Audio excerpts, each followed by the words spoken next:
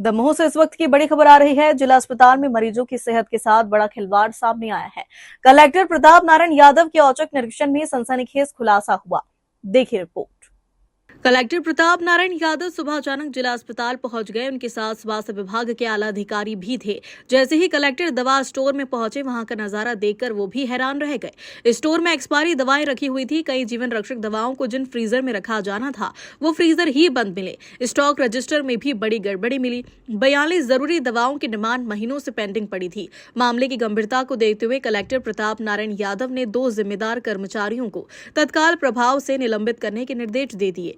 इसके बाद कलेक्टर सीधे सीएमएचओ और एनएचएम कार्यालय पहुंचे। वहां भी लापरवाही चरम पर थी। सीएमएचओ ऑफिस के 12 कर्मचारी और एनएचएम के 9 कर्मचारी, कुल 21 कर्मचारी बिना सूचना के गायब मिले।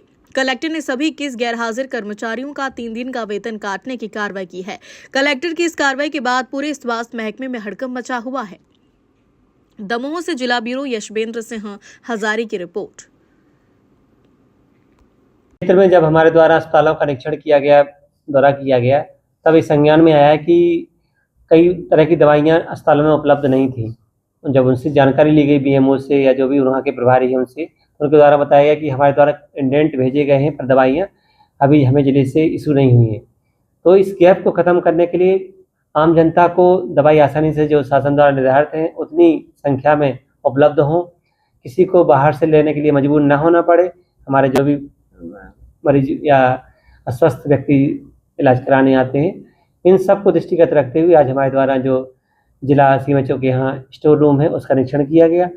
उनसे देखा गया कि 2025 में भी जो इंडेंट आए थे, जो डिमांड आई थी, लोगों की रिक्वायरमेंट आई थी अपने विभिन्न अस्पतालों से, उनको भी अभी तक इशू नहीं किया गया। इस तरह के 16 इंडेंट पाए गए।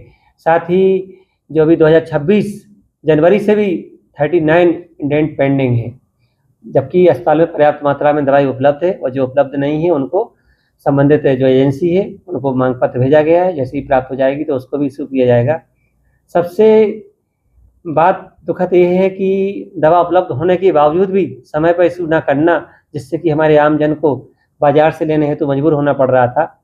हमारे द्वारा एक प्रयास किया जा रहा है कि 24 घंटे के अंदर इंडेंट प्राप्त होने के बाद इशू हो जाए, या तो सेम डे हो जाए, और सेम डे यदि किसी कारण से उपलब्ध नहीं हो, इशू नहीं हो पा रही है, तो अगले दिन अनिवार्य रूप से उपलब्ध हो जाए, ताकि उसका पूरा लाभ हमारे आमजन को मिल सके। साथ ही शासन द्वारा जो औषधि दी जाती है उसके लिए भी ई औषधि पोर्टल लागू किया गया है, जिसमें लाइव डिमांड होती है और लाइव इशू करके ऑनलाइन ही इशू किया जाता है, ताकि कभी भी सत्यापन स्टॉक का हो सके। हमारे द्वारा स्टॉक का सत्यापन किया गया 8 चीज़ों का, 8 में से 6 चीज़ों में विसंगति पाई गई। तो जो 2 कर्मचारी जिनकी ड्यूटी थी वहाँ पर, इसके प्रभारी थे, उन दोनों को निलंबित कर दिया गया है। साथ ही सीएमएचओ कार्यालय का भी निरीक्षण किया गया, जिसमें 16 कर्मचारी समय पर उपस्थित नहीं पाए गए निरीक्षण के समय 10:20 पर। तो उन सभी की 3 दिन की वेतन रोकने के निर्देश दिए गए हैं, ताकि लोग समय पर उपस्थित हों। आमजन जो अपने कार्य के लिए आते हैं उनके कार्य समय पर हो सके, और जो शासन की मंशा है सुशासन वो स्थापित हो सके, हमारा ऐसा प्रयास है। के दौरान ये भी संज्ञान में आया कि कई दवाइयाँ एक्सपायरी डेट की बहुत सारी रखी हुई थी, जिनके कईयों का तो 2025 में एक्सपायर हो चुकी हैं, कई 2026 में जो महीने निकल चुके हैं उनमें एक्सपायर हो चुकी हैं। साथ ही जिन दवाइयों को फ्रीजर में रखना होता है वो फ्रीजर में तो रखी हुई थी, लेकिन फ्रीजर बंद थे। मतलब जो दवाई को उसका टेम्परेचर मेंटेन करना था वो ना होकर के केवल दिखाने के लिए फ्रीजर में रखी गई थी। अब यदि इसका उपयोग किया जाता तो बहुत खतरनाक हो सकता है। इस तरह की स्थिति भी निर्मित हुई है।